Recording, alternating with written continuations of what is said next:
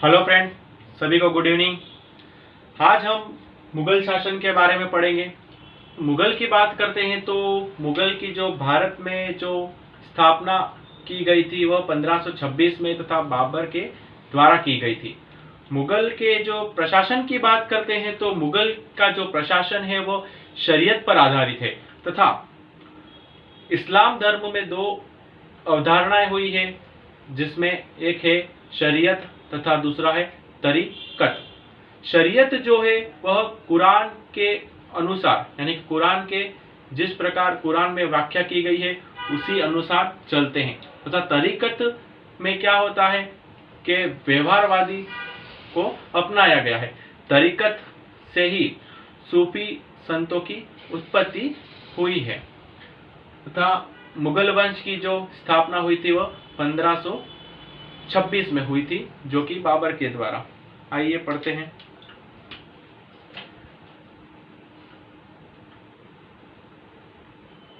तो मुगल का जो प्रशासन है वह किस पर आधारित है? शरीयत पर आधारित है। शरीयत पर आधारित है तथा मुगल का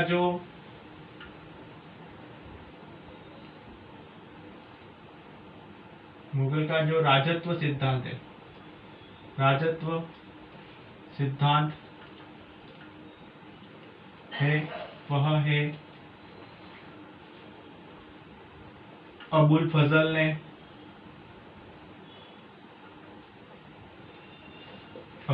ने अकबरनामा में बताया है।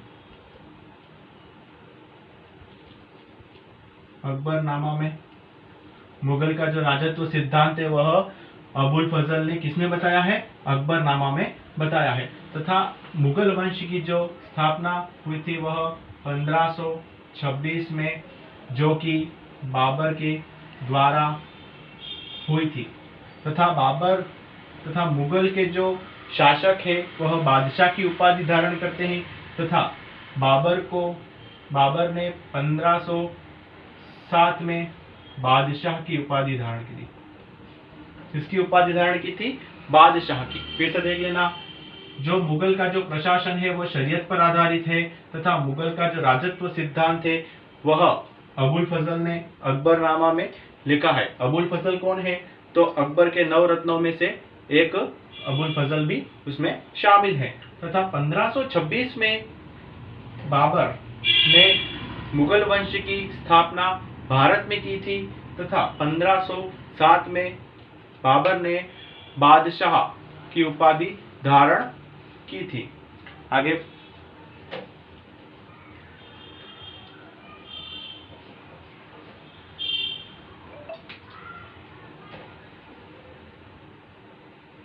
बाबर, जिसका जन्म फरवरी 1483 को हुआ था, इनके पिता का नाम उमर शेख मिर्जा था, जो कि फरगना के शासक थे। ठीक है, कहाँ के शासक थे? फरगना के शासक थे। तथा बाबर को उनकी उदारता के बाबर के 4 पुत्र थे। बाबर के कितने पुत्र थे? 4 पुत्र थे, जिसमें सबसे पहले हुमायूं, दूसरा कामरान, तीसरा अस्करी, चौथा हिंदाल। ठीक है, फिर से देख लेना। बाबर का जो जन्म हुआ था वह फरवरी 1483 में हुआ था। इनके पिता का नाम उमर शेख मिर्जा था तथा वह फरगना के शासक थे तथा बाबर के 4 पुत्र थे, जिसमें हुमायूं, कामरान, अस्करी तथा हिंदाल। आगे पढ़ते हैं।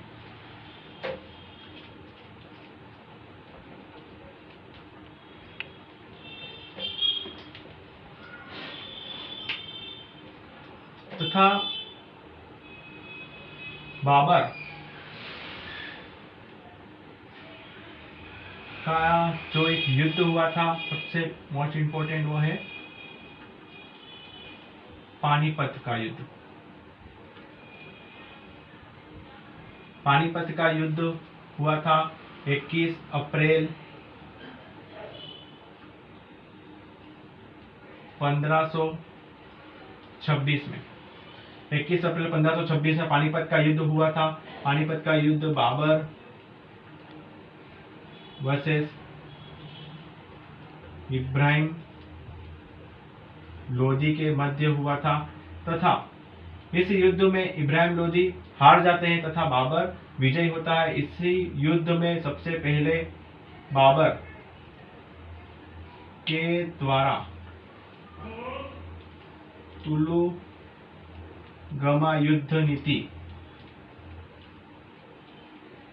युद्ध नीति को अपनाया जाता है तथा इसी युद्ध के साथ भारत में मुगल वंश की स्थापना होती है। ठीक है, पानीपत के युद्ध के बाद से ही भारत में मुगल वंश की स्थापना होती है तथा मुगल वंश में अब जो दिल्ली के तख्त पर बैठेगा वह कौन बैठेगा? बाबर। आगे देखिए अब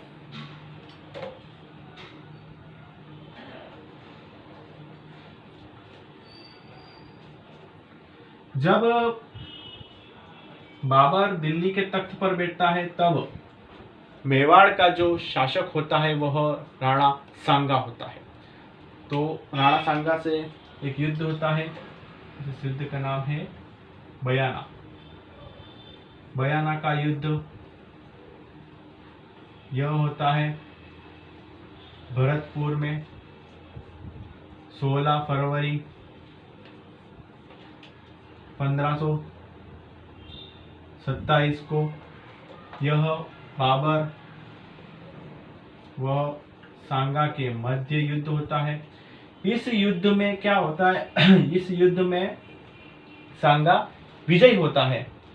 इस युद्ध में सांगा क्या होता है? विजयी होता है तथा बाबर हार जाता है तथा बाबर को पता चल गया है कि भाई साहब जो मेवाड़ का जो राणा सांगा है उसे हराना थोड़ा मुश्किल है। तो वह वापिस दोबारा पूरी तैयारी के साथ आता है और दूसरा युद्ध होता है। फिर से देख लेना, बयाना का युद्ध होता है भरतपुर में 16 फरवरी 1527 को। बाबर तथा सांगा के मध्य होता है जिसमें सांगा विजयी होता है तथा बाबर को पता चल जाता है कि सांगा एक शक्तिशाली राजा है। इसके लिए वापिस से वो तैयारी करता है तथा दूसरा युद्ध इनके मध्य फिर से होता है। उस युद्ध का नाम है खानवा का युद्ध।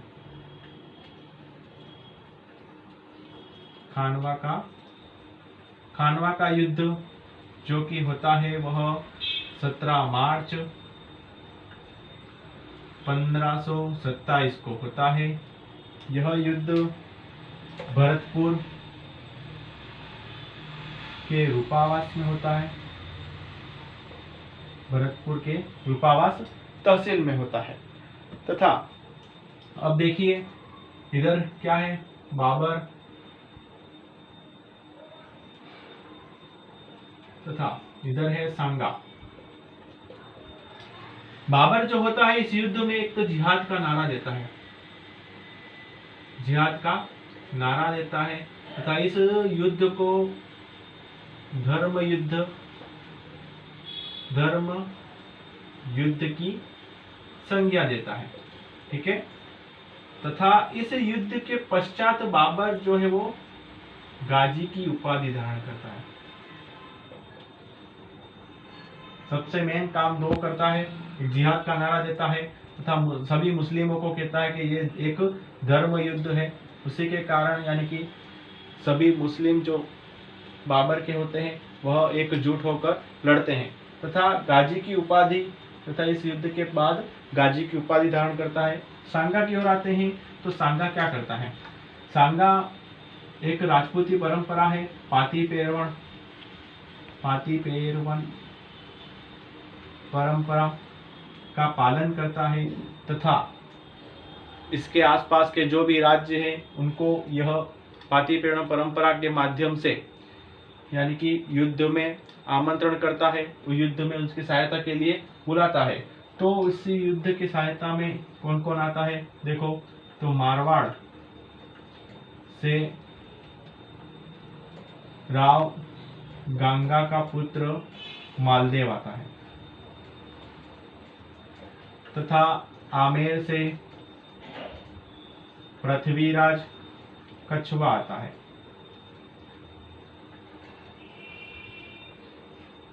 ईडर से भारमल आता है तथा एक इम्पोर्टेंस है जो कि हरावल सेना का नेतृत्व हसन खां मेवाती करता है, ठीक है। और एक है झाला अज्जा।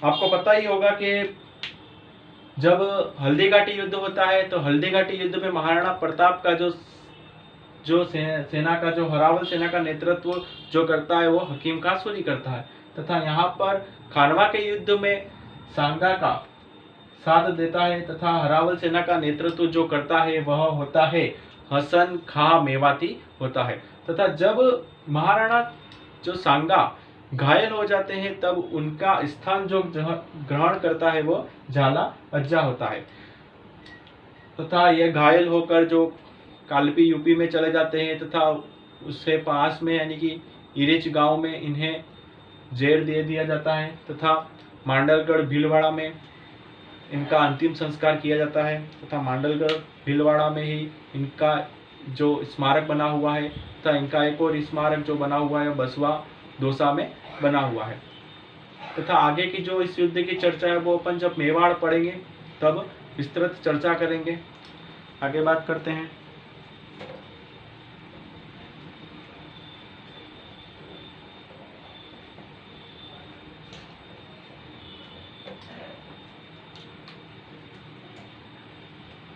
बाबर को उसकी उदारता के कारण कलंदर की उपाधि दी गई है तथा बाबर के तोपची की बात करते हैं तो इसके दो तोपची थे,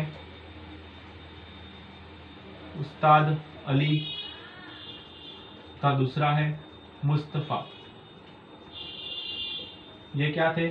बाबर के तोपची थे तथा आगे बात करते हैं तो बाबर ने अपनी आत्मकथा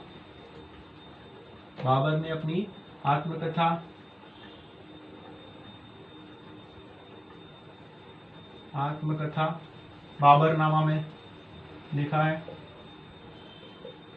जो कि तुर्की भाषा में लिखी है। इसी को फारसी भाषा में अनुवाद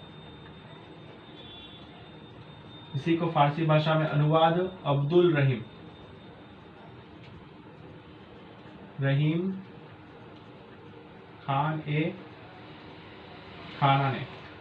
रहीम खान खाना ने इसी को फारसी भाषा में अनुवाद किया है। फिर से देख लेना, बाबर को उदारता के कारण कलंदर की उपाधि दी गई है तथा इसके दो तोपची थे, उस्ताद अली तथा मुस्तफा, तथा बाबर ने अपनी आत्मकथा बाबरनामा में लिखा है जो कि तुर्की भाषा में लिखी है। इसी को फारसी में अनुवाद करने वाले कौन थे? तो अब्दुल रहीम खाना थे। आगे बात करते हैं।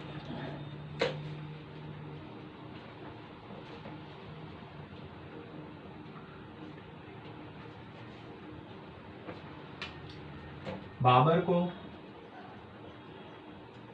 उपवनों का राजकुमार कहा गया है। क्या कहा गया है? बाबर को उपवनों का राजकुमार कहा गया है तथा बाबर ने आगरा में आराम बाग बनवाया था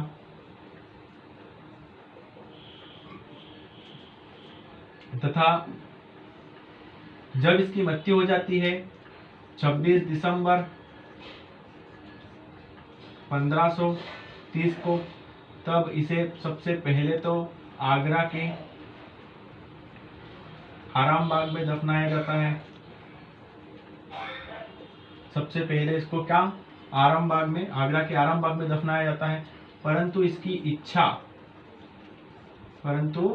इच्छा क्या थी? इसकी इच्छा थी काबुल में इसकी इच्छा थी कि इसे दफनाया जाए। तो बाद में इसे काबुल में दफनाया जाता है। फिर से देख लेना, बाबर को उपवनों का राजकुमार कहा गया है। इसने आगरा में आरामबाग का निर्माण करवाया था। तब 26 दिसंबर 1530 को इसकी मृत्यु हो जाती है। सबसे पहले इसको आगरा के आरामबाग में दफनाया जाता है, परंतु बाबर की इच्छा थी कि उसे काबुल में दफनाया जाए, इसी कारण इसे बाद में काबुल में दफनाया जाता है। इसी के साथ हमारा जो बाबर का जो टॉपिक था वो यहाँ पर समाप्त होता है। नेक्स्ट जो होगा वो हुमायूं को अपन स्टार्ट करेंगे। नमस्कार।